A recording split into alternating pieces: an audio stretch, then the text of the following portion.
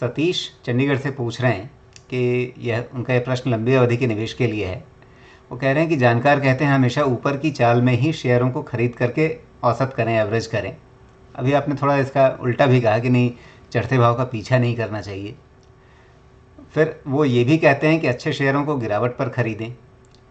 तो इसे समझें कैसे? दरअसल किसी स्ट्रैटेजी को लेकर के इतनी सारी अलग अलग कॉन्ट्राडिक्टरी थ्योरीज सामने रहती हैं। कभी आप कहते हैं गिरते चाकू को ना पकड़ें, फिर अच्छा शेयर है तो नीचे खरीदना ही चाहिए। मतलब हर बार जो निवेशक है ना, जानकार, उसको ही गलत बता देते हैं, आपने ये वाली गलती की इसलिए आपको फ़ायदा नहीं हुआ। कंफ्यूज करके रख देते हैं निवेशकों को। समझाइए ठीक से। एक्चुअली एक्चुअली इनका जो सवाल है ये एकदम बहुत साफ साफ जवाब इसका है, और इनका जो सवाल का दो पार्ट है, दोनों पार्ट बिल्कुल सही है। सिर्फ ये है कि इसको एक्सप्लेन सही तरीके से हमें करना है। ऊपर चढ़ते हुए में भी एवरेजिंग पॉसिबल है और नीचे जाते हुए में भी एवरेजिंग पॉसिबल है। थोड़ा जवाब लंबा होने वाला है, पेशेंस रखिए और ध्यान से सुनिए। तभी तो ये पाठशाला है। हाँ, तो देखिए, अब ऊपर जो चढ़ रहा है शेयर और उसमें एवरेजिंग की जो बात कर रहे हैं, वहां पे आप इसको प्रॉपर नाम दीजिए। वो इन्वेस्टमेंट नहीं है, वो मोमेंटम ट्रेड है। अब मोमेंटम ट्रेड कैसे आता है?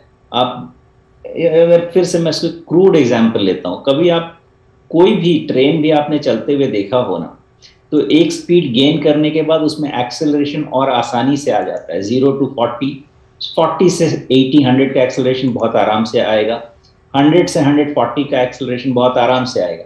लेकिन 40 से 120 का एक्सेलरेशन बहुत आराम से नहीं आएगा। कहने का मतलब ये है कि अगर एक एक रेसिस्टेंस लेवल निकालता जा रहा है तो वो आपको एक और मोमेंटम ट्रेड के लिए इंडिकेशन दे रहा है। लेकिन मोमेंटम ट्रेड स्टॉप लॉस के साथ होता है, वो इन्वेस्टमेंट नहीं है। तो जो आपका पहला वाला सवाल है वो इन्वेस्टमेंट का सवाल नहीं है। वो पहला वाला जो सवाल है वो ट्रेडिंग का सवाल है। तो आप हमेशा, कभी आपको कोई बोले कि अगर और भाव तेज हो रहा है और प्राइस बढ़ रहा है और उसको और आप एवरेज करें क्योंकि वहां से और तेजी आएगी, वो आपको मोमेंटम ट्रेड के लिए कह रहा है। वो आपको फंडामेंटल इन्वेस्टमेंट के लिए नहीं कह रहा है। अभी इसका पूरा दूसरा एग्जाम्पल ले लीजिए। थोड़ी देर पहले ही हमने आईसीआईसीआई बैंक की बात की। अब जहां तक आईसीआईसीआई बैंक की बात की, हमने आपको क्या कहा? या रिलायंस की बात की, हमने बोला आपको चढ़ते भाव में या भागते हुए ट्रेन में सवार होने की जरूरत नहीं है।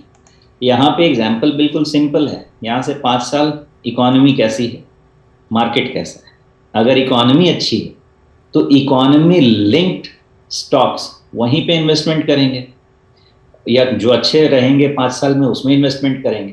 तो अगर आपके पास 5 साल का बिजनेस कन्विक्शन है और अगर क्वार्टर ऑन क्वार्टर वो कंपनी परफॉर्म करती आ रही है, तो अगर उसमें थोड़ा फॉल आ रहा है और अगर वो मार्केट लिंक्ड है, अगर कंपनी लिंक्ड नहीं है, कॉर्पोरेट स्पेसिफिक इशू नहीं है, मार्केट स्पेसिफिक इशू के कारण वो आ रहा है, तो वो टेम्परेरी है।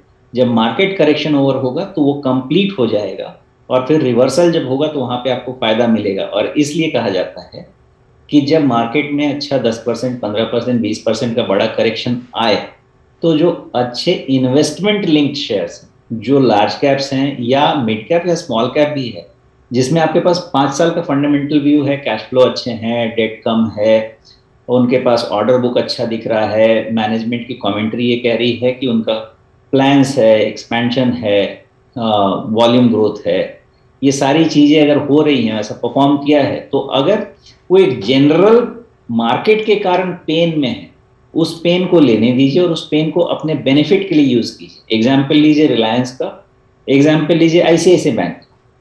तो अगर मार्केट रिलेटेड करेक्शन में वो नीचे जा रहा है तो आपका व्यू क्या होना चाहिए? ट्रेडिंग के लिए तो आप शॉर्ट ट्रेड कर लेंगे, लेकिन इन्वेस्टमेंट के लिए 5 ईयर्स में अगर हमारी इकोनॉमी कहीं पहुंचती है $5 ट्रिलियन या जो भी है, तो उस हिसाब से अगर आप देखेंगे तो बैंक का balance sheet almost half, bank का जो बैलेंस शीट है वो एक्सपैंड ही होने वाला है यहाँ से। तो उस केस में आईसीआईसीआई बैंक का भी बैलेंस शीट एक्सपैंड होगा। तो उस केस में आपको क्या करना चाहिए? जितना आईसीआईसीआई बैंक नीचे जाए, धीरे धीरे टुकड़ों में खरीदते रहिए, पेशेंस बना के रखिए। जब मार्केट ऊपर जाएगा, इकोनॉमी ऊपर जाएगी, ये भी ऊपर आएगा।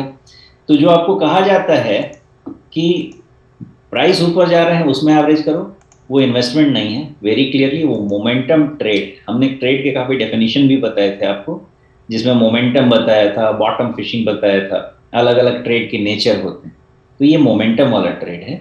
और जो आपको बोला जाता है कि मार्केट गिर रहा है उसमें जाके अच्छी चीजें खरीद के रख लो, वो आपका इन्वेस्टमेंट है जिसमें आपको पेशेंस लगेगा। मोमेंटम ट्रेड मतलब हो सकता है आप 2-5 से हफ्ते दिन की बात कर रहे हो, 15 दिन की बात कर रहे हैं, लेकिन जो हम इन्वेस्टमेंट डॉलर कॉस्ट एवरेजिंग या रुपी कॉस्ट एवरेजिंग की बात करते हैं, वो हम आपको बात करते हैं 3 साल के लिए, 5 साल के लिए। तो दोनों में बहुत बड़ा फर्क है। नेचर ऑफ ट्रेड और इन्वेस्टमेंट का फर्क है, टेनर का भी फर्क है। ये बात दिमाग में बैठ ही रहनी चाहिए हमेशा के लिए। मतलब ये आपके इन्वेस्टमेंट का ये मतलब वो आपको सोचने की ज़रूरत नहीं पड़ना चाहिए, वो बैक ऑफ द माइंड हमेशा ही रहना चाहिए कि हमें बाज़ार में इस तरह से काम करना चाहिए, इस तरह से हमें अपनी निवेश रणनीति बना करके रखनी चाहिए, हमारे निवेश की आदत इस तरह की होनी चाहिए।